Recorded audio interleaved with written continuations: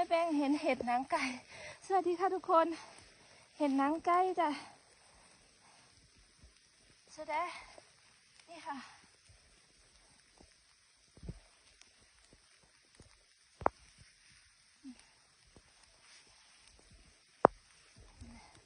เดี๋ยวนี้มาดูใกล้ๆจ้ะนึงนะ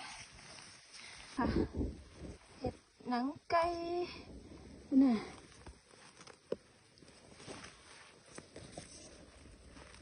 ขาแบบยาวๆเลยนี่